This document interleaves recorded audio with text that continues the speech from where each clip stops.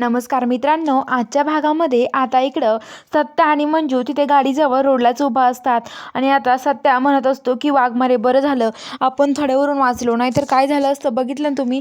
अहो वाघमारे, मला सांगायचं ना तुम्ही सगळं आधी. तर मंजू म्हणते की हो सत्या, अरे माझ्या लक्षात नाही राहिलं.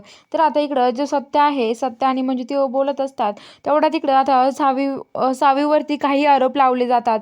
सावीला काही पण आरोप लावतात सावीवरती. आणि आता तिथे जे सावी जे धैर्याला गोळ्या द्यायचे ते म्हणतात की धैर्य पडल्यावर चक्कर येऊन धैर्य उचलून घेऊन जातात आणि म्हणतात की इथे तमाशा करू नका, त्याला बाजूला खुर्चीवर बसवा.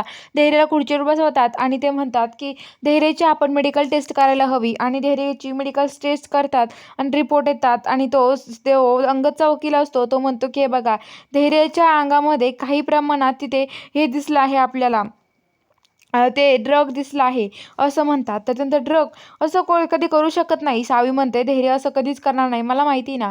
तर आता लगेच वकील म्हणतात बरोबर, आज तुम्ही 100% खरं बोललात, कारण की धैर्य असं स्वतःहून कधीच करू शकत नाही. हे सगळं तुम्ही केलंय, तुम्ही त्यांना ड्रग देत होता. तर सावी म्हणते नाही, मी का ड्रग देऊ.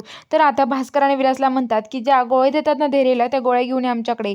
आणि त्या गोळ्या आणतात आणि त्या गोळ्या बघतात. तर आता ते म्हणतात की जे वकील होतं, जे डॉक्टर होतात ना, त्यांच्या याला तेव्हा ते वकिलांनाच बोलवून घ्या. आणि आता तेच वकिलांना ते तिथे बोलवून घेतात आणि ते डॉक्टर असतात त्यांना बोलवून घेतात. आणि डॉक्टर आल्यावर म्हणतात काय झालं.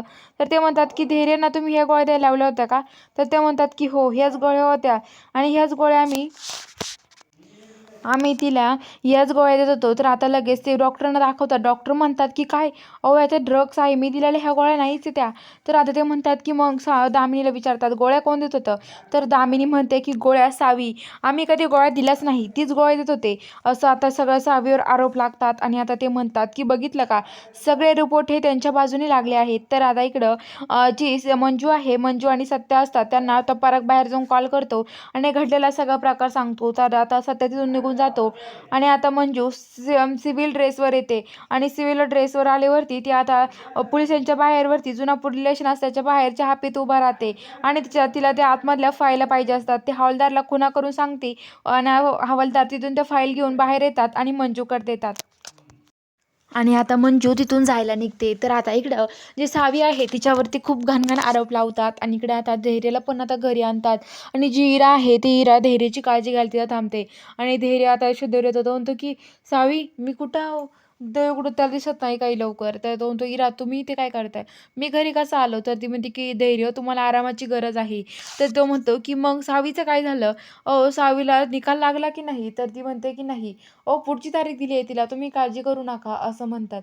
आणि इकडे आता वकील सांगतात की हे बघा, आता तुम्हाला पुढची तारीख देत आहे सावी मुजुमदार यांना. आणि आता हे बघा, पुढच्या वेळेस तुम्हाला काही जर तुमच्याकडे असेल तर ठीक, नाहीतर काही पुरावे नसेल तर आता हा निकाल अंगद नेमकरच्या इकडून लागेल. तुम्ही धैर्य मुजुमदारांना फसवलंय आणि अंगदला पण असं म्हणत असतात. आणि आता सावी खूप रडते, ती म्हणते मी काही नाही केलं. बाहेर येतात सगळेजण. आता बाहेर आल्यावरती मीडियावाले, बाकीच्या बायका काही जमा झालेले असतात. आणि त्या बाकीच्या बायका म्हणतात की हे बघा, आम्ही आता इथून तुम्हाला जाऊन देणार नाहीये. आणि ते म्हणतात की हे बघा, सावी सावी नाय मुजुमदार ही स्त्री जातीला काळीमा फासणारी एक महिला आहे आणि हिला आम्ही असं सोडणार नाही. आणि मीडियासमोर ते खूप सावीच्या नावाने ओरडत असतात. आणि ती म्हणते स्वतःच्या नवऱ्याला फसवलं तू आणि लोकांच्या नादी लागली. आणि ते काळं घेतात शाई आणि सावीच्या अख्ख्या तोंडाला शाईन ते चोळतात. आता सावी म्हणते थांबा, बास करा. पण ते म्हणतात एक एक करून सगळ्या महिला या तोंडाला चोळा. आणि इकडं दामिनी आणि भास्करन ते खूप खुश असतात, कारण त्यांचाच हा सगळा प्लॅन असतो. तर आता रिनी पराग त्यांना सगळ्यांना शांत करतात. आणि तेवढ्यात आता इकडे मंजू येते की नाही, हे सगळं बघायला आपल्या चॅनलला सबस्क्राईब करून घ्या.